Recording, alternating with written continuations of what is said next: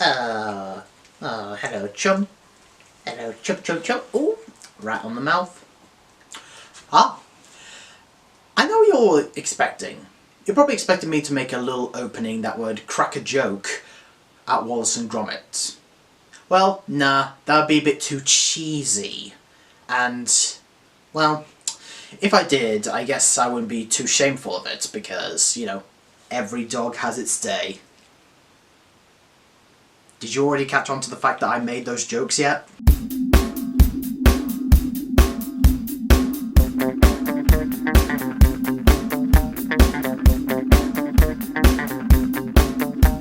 The filming Daniel.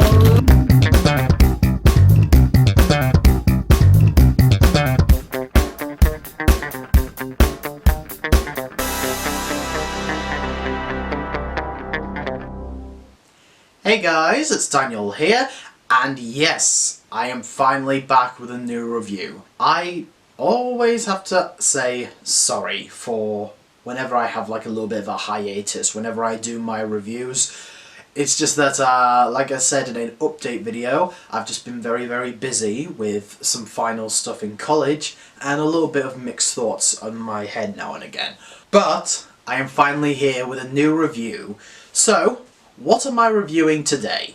Well, just like how I'm finally back out of a hiatus with new reviews, our very iconic claymation duo from Aardman and the vision of Nick Park have now come out of retirement to give us a new feature-length adventure. Today, I'm going to be reviewing the newest Aardman animated feature film from Nick Park and the return of these iconic characters, Wallace and Gromit, Vengeance Most Fowl.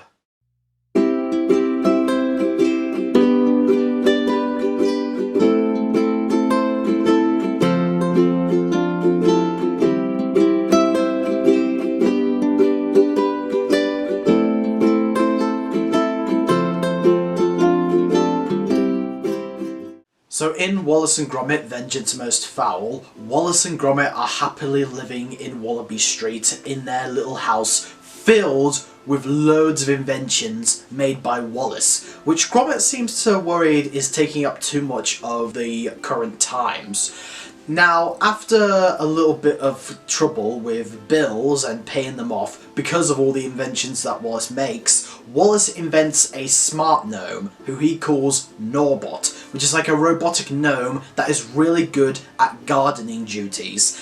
And the neighbours in Wallaby realise, hey, Wallace created an invention that does gardening. We can pay him to do our gardens for us. So Wallace finds a way to pay off the bills by creating a business in which Norbot goes around the neighbourhood and starts doing gardening jobs for them. However, things are not going to be going as smoothly or as according to plan as Wallace and Gromit think. You see, in an Aardman short film, The Wrong Trousers, Wallace and Gromit actually had to defeat a very creepy and mysterious penguin by the name of Feathers McGraw, who was after the Blue Diamond, but Wallace and Gromit put a stop to his evil plans. However, now Feathers, years later, is trapped and imprisoned in the zoo, makes a plan to get revenge on this iconic duo by hacking into the Norbot and turning him evil, as well as helping Feathers carry out his plan to steal the diamond again. And because this is Wallace's Norbot, Feathers is framing Wallace as a public menace. So it's up to Gromit to clear Wallace's name, get Norbot back under control, and stop Feathers' evil plan. Now, I honestly can't tell you how much of a nostalgic thing that Wallace and Gromit is to me. I think it was like March of 2015 where I saw the first ever Wallace and Gromit thing that I've personally experienced. That being their first feature-length film, The Curse of the Were-Rabbit, which I also reviewed here on this channel, so you can go check it out. I reviewed it 2022 for Halloween, and 10 years later, at least between those 10 years, I have loved Wallace and Gromit because it's such a charming and engaging franchise with this lovable duo of an eccentric and kind of naive inventor and a smart, intelligent dog who doesn't say a single word but we know what he's feeling by the expressions on his face. And they have gone through so many adventures together, from Nick Park's own student project, A Grand Day Out, all the way until the last time we actually saw them in, like, whether it's a feature-length adventure or a short film adventure, with A Matter of Loaf and Death. And now, 16 years later, Wallace and Gromit had returned to our screens in December of 2024 with a new adventure that is actually a sequel to a previous Wallace and Gromit short film, The Wrong Trousers. And when I found out that they were bringing Feathers McGraw back, I was honestly really excited, because Feathers is one of my favourite Aardman villains, and I could definitely say that he's the most iconic Wallace and Gromit villain. So I was very excited when I heard that he was going to come back, and also to see just Wallace and Gromit being themselves again. So, after watching this film 3 times already, what do I think of Vengeance Most Fowl? It is an amazing, endearing, and fantastic return for Wallace and Gromit. I honestly am so, like, endeared to see these characters back on screen again. Well, mostly back on screen again, because unfortunately, the actor for Wallace originally, Peter Sallis, passed away in 2017. But since A Matter of Loaf and Death, afterwards, Wallace has been voiced in many adverts by actor Ben Whitehead. So, he was cast as Wallace in this movie, and I was wanting to see how Ben would be able to do as good of a job as Peter in a full feature-length movie. And I guess, since I'm talking about that now, that's the first thing I'll mention before I talk about anything else. What do I think of the new actor for Wallace? I gotta say, despite a couple moments where I can tell it's a different person, Ben inhabits Wallace's traits very, very well. He captures the naivety of the character, the endearing monologue of the character, the intelligence of the character, but also he gives Wallace a lot of endearing and kind of emotional moments where he's questioning himself, and Ben just, in my opinion, did a fantastic impersonation. Of course, nobody can beat Peter Sallis because he was Wallace. But I've got to say, Ben, if there was any other actor that could do the second best job to voice Wallace, it would be Ben Whitehead, because Ben did a fantastic job taking over Peter's voice. Now that we got that out of the way, let's talk about some other things that I love about this film. The animation is still very, very eccentric and very adorably charming to look at. I mean, it's Aardman. I mean, nobody, like, you can't expect less from Aardman. The characters do a fantastic job looking very humble and heartwarming to watch. It makes them come off as, like, very adorably naive a lot of the time. And the animal characters, they don't even need to say a word, but the animators are very, very crucial to make the audience feel aware of what the animals are feeling just by looking at their facial expressions. Particularly Gromit and Feathers. Gromit is definitely the most expressive out of the two, and yet he doesn't even need to say a word, but I already am admired by his character. And Feathers literally has only one expression. However, there are many moments where you can tell that he has some built-up anger and menacing factors inside of himself, but he has that similar look all the way through, and it makes his character come off as even more creepy. Like, what the heck, man? How do you make a penguin creepy? It's a little penguin! But Wallace and Gromit found a way. The voice acting is also very well done and very wonderful to listen to, especially when it comes from the OGs to the new additions, because these actors do a fantastic job with the characters' personalities. 3 standouts in my opinion was, first off, Ben Whitehead as Wallace. Again, I already talked about him already, but again, despite a few moments where I could tell it was different, I still think he did a fantastic job taking over Peter Sallis' voice. The second standout performance, as well as one of the most iconic voice performances in the entire film, Reese Shears-Smith. I do hope I'm saying his name right, I'll put his name at the bottom here, as the Norbot. Norbot is honestly one of the most excellent characters in an Aardman movie. A fantastically hilarious comic relief. When I first saw him in the trailers, I actually thought I was not gonna like this character because he talks like this with a robotic kind of voice. And I was like, oh boy, I'm getting worried that he might be the most annoying character in the movie. But He was a riot, you know, him saying his iconic catchphrase, him whenever he's like recharging himself going and he does it now and again without us even knowing he was going to do it, and it just makes it even funnier. And of course his iconic theme song, I'm a happy nifty Norbot, I love to do my job. And Reese did a fantastic job coming up with the robotic voice for him, because it's hard, isn't it? It's hard to sound like a robot, but he pulls it off in flying colours. And the third and final standout performance in the film for me, as well as I would say the best new performance in the entire film, is Lauren Patel as PC Mukherjee.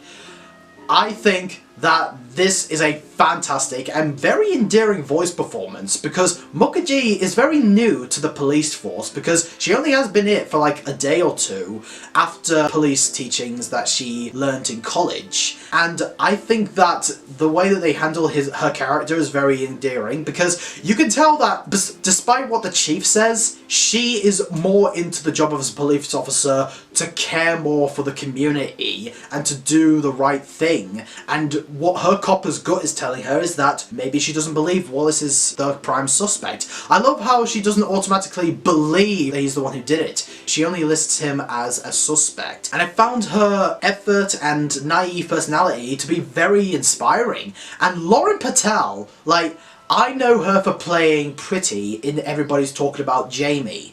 And I gotta say, she is rising amongst of being an actress very, very well, because now she's ended up in a movie that has won so many animated awards and has been nominated for Best Animated Picture at the Oscars.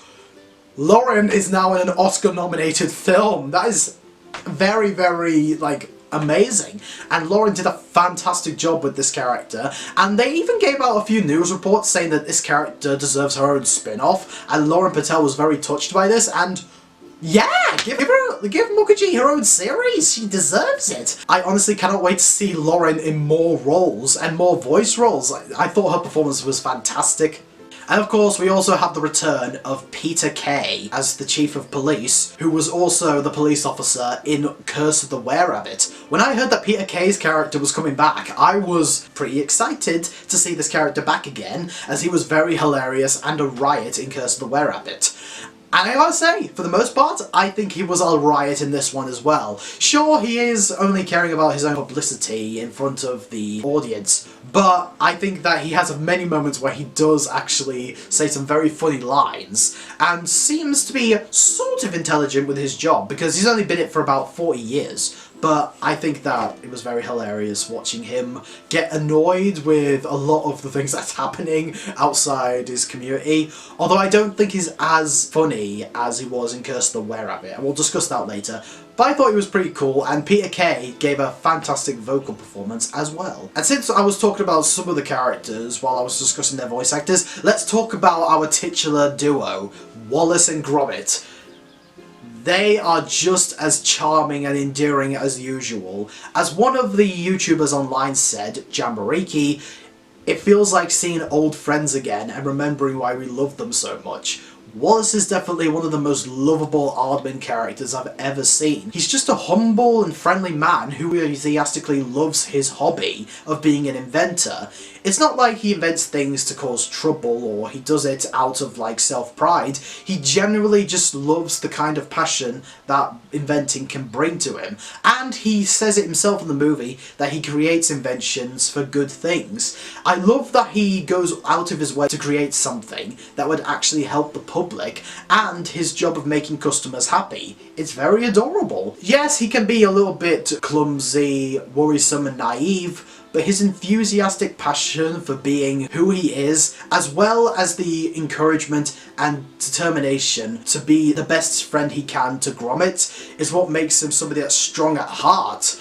His brains may be for his inventions. His heart, though, is who he makes the inventions for. And that person, one of those people in particular, being his dog, Gromit. It's the kind of heartwarmingness and sympathy we have for this lovable, cheese-loving inventor that makes us really heartbroken when Feathers frames him as a public menace. We don't want him to go to jail. He's a fantastic character, and we don't want people to think that he's like a terrible person, because all he has done is just been a delightful angel throughout the entire neighbourhood, and he doesn't deserve any of this. So I was very hoping that Gromit would be able to find ways to clear his name. And speaking of Gromit, he's also very inspiring and very courageous as a dog. Despite being little to no words at all, he still has the kind of intelligence that Wallace has, but for more impossible and dangerous feats to get the information that he needs to find out what the villain is up to. And I think that's what also makes him a courageous and inspiring hero. And the bond between Wallace and Gromit is very lovely to watch. It's just like any kind of human and dog relationship. They can disagree with each other. Well, okay, a lot of times, like in terms of like an intelligent dog, they can disagree on a few things, but deep down inside, they are nothing without their best pal. I think there's even a line that says that later on. I won't give away what it is, but that scene at the end where Wallace says something that means a lot to Gromit is honestly one of the greatest Wallace and Gromit scenes ever. And it makes us remember how much we've missed this duo for over a decade, and it makes us even more happy and just relaxed to see them back on screen again. It was very wonderful. However, we can't talk about the return of Wallace and Gromit without also talking about the return of their most iconic Feathers McGraw, the penguin. Feathers is honestly one of the most iconic and engaging villains in the Aardman category, and someone that I've always been so surprised with, because despite being a criminal mastermind, he's a penguin with only one facial expression, with only like beady eyes and just like the beak on the front, no mouth movements, and no other ways of moving his eyes. All that we are given with Feathers, besides the way that he looks, is how intelligent he is as a bad guy, and both the Wrong Trousers and Vengeance Most Fowl perfectly display how intelligent he is as a criminal mastermind. Because despite being locked up in prison, or the zoo as we should say, he has to work with the limitations that he has been stuck, so he has to create his own kind of little inventions. In fact, I'm kind of thinking that he kind of gains some knowledge and inspiration from Wallace's intelligence and inventions, because Feathers has to kind of create something but with only the little bit of material he has in order to break out of prison. He knows how to get what he wants, but still has to work hard to get to it. And also, whenever the very intense music is happening and we're focusing on his facial expressions, we know that there is some either built up anger inside him or some like criminal smiling and smugness behind him. And I swear that's one of the reasons why he's so iconic. He can be very, very scary without even having to look scary. How's that even possible? But Aardman is a mastermind at this. Creating the criminal mastermind. Get it? Never mind. And I think that's what makes Feathers so memorable. And it also makes him worth hating, because the fact that he's framing an innocent oaf and sweetheart like Wallace, who has no evil intentions whatsoever and creates his passionate inventions for the help of the public, makes Feathers worth hating even more. And it's something we don't want to see, and we just want to see this penguin get his comeuppance, just like last time. He's one of the major reasons as to why Wallace and Gromit works well as a series, and that is creating a villain that is the most interesting without even giving him a voice or a facial expression other than with a beak around his face. And I love it!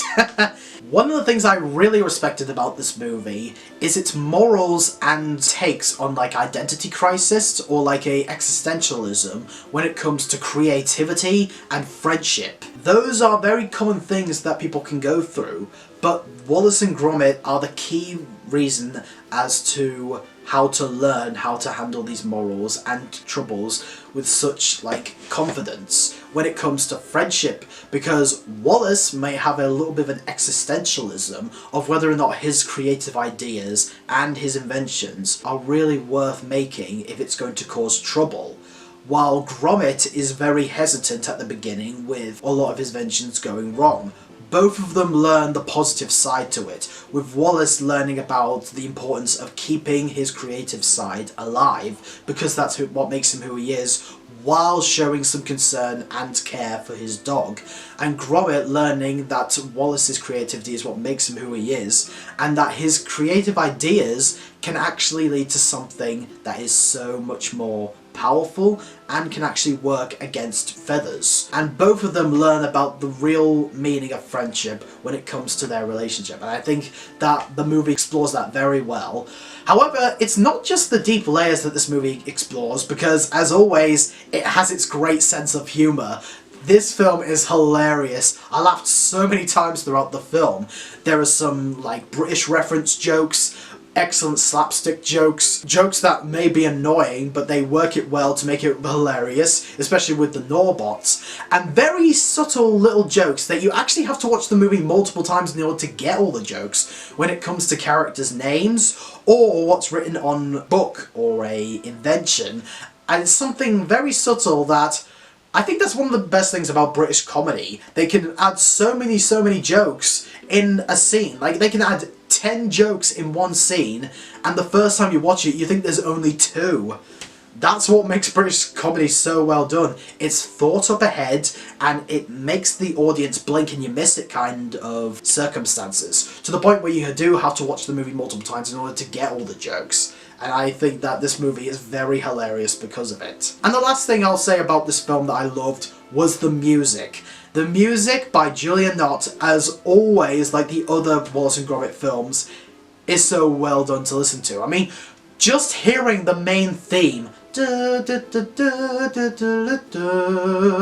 after so many years is like, I've died and gone to heaven, because this is a very well done theme and it's nice to hear it again, as well as adding in more orchestral features to fit the cinematic value. I mean, even though this movie wasn't released in cinemas, it still has a cinematic value when it comes to some action scenes or even dramatic scenes, because there are plenty of dramatic scenes in this film with characters questioning their hobbies or friendships with each other. And I think that Julia Nott did a fantastic job making his music fit very well with the atmosphere of Wallace and Gromit. Now, quick side note, sorry if I happen to have a bit of stuttery nature with this review, but as always I have some stuttery natures finding the right words to say, because I'm not reading off a script, I'm just telling you my honest thoughts.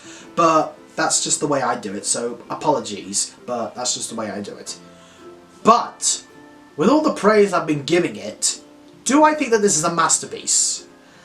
Well, I really would love to give it a masterpiece. However, there are a couple of little issues. Again, very minuscule and tiny, but they're things that do kind of hold the film back from being something amazing. And I've got mainly 2. One, the Chief can sometimes be kind of annoying. Yeah, I think one of the major reasons why I find him funnier in Curse of the Were-Rabbit than in this one is because Curse of the Were-Rabbit, he was just in a once-in-a-while guest appearance or cameo, but he has much more of a main part in the story in this one, and I think most of the time he's hilarious. But the fact that he can sometimes think straight to it and make quick decisions without even going into too much evidence and just saying, oh, this person is a public menace, or oh, I don't care about that, I've got my publicity to look after, can make him a bit grating at times. But I think the major reason as to why the film kind of holds itself back a bit from being the biggest amazement out of anything is because of my biggest problem with this film. The film can have a big, giant use of rehashing jokes and story elements from The Wrong Trousers. Because when it comes to the jokes, they have to make references always about The Wrong Trousers. Like, oh, remember that one? I remember that one? And a lot of times it's funny, but sometimes they do come off a bit forced. Like, oh, wait a minute, he's locked up in the zoo. They mention he's locked up in the zoo many times, and sometimes it can get a little annoying. But even the story elements sometimes can be a bit too rehashative from The Wrong Trousers, because at the start of the movie, the main reason why Wallace decided to make a job out of the garden gnome was because his bills were being overdue. That is exactly what the reason was for why he even invited Feathers to his house in The Wrong Trousers. So, the fact that you reuse a few story elements from a previous movie does kind of make it a little bit, there could have been a different way. But overall, guys, despite those problems, I can't deny the fact that I absolutely adored the charmingness and lovingness out of Wallace and Gromit Vengeance Most Foul, it makes total sense why it was a very popular movie in 2024. The characters are still lovable, the animation is still lovable, the music is still lovable, the messages and morals are still lovable, the comedy is still hilarious, and honestly, just seeing these two back on screen again is a dream come true, and it kind of makes me have a bit of hope for the future of the Wallace and Gromit franchise. So I think that this film is fantastic, and I might watch it again one time if I decide to binge the Wallace and Gromit series again. But anyway guys, I'm going to give Wallace and Gromit Vengeance Most Foul a 4.5 out of 5 stars. It is a heck of a movie to watch, and if you love Wallace and Gromit and you want to see them in a new adventure, definitely go check this film out, and definitely support it, because I'm kind of interested to see another one. But anyway guys, what do you think of Vengeance Most Foul? Do you love it, or do you hate it, and what is your favourite Wallace and Gromit feature film or short film? Let me know in the comment section below. Again, I apologise for the lack of videos lately, and again I do apologise for miswording my words a few times. Maybe people might not understand a lot of the things I'm saying, but again, that's just how I say my honest thoughts in front of a camera. But I do hope to get more videos done, and I'm Daniel, reviewing movies, TV shows, and doing videos. And of course, I'm enjoying the lovable cheese of the iconic Aardman duo. Truth be told, I actually don't like raw cheese. The only cheese I would be kind of alright with is whenever it's on pepperoni pizza. Ooh, stuffed crust pepperoni pizza from the supermarket from Chicago. Okay, we're getting off topic here. Till then, peace out, man.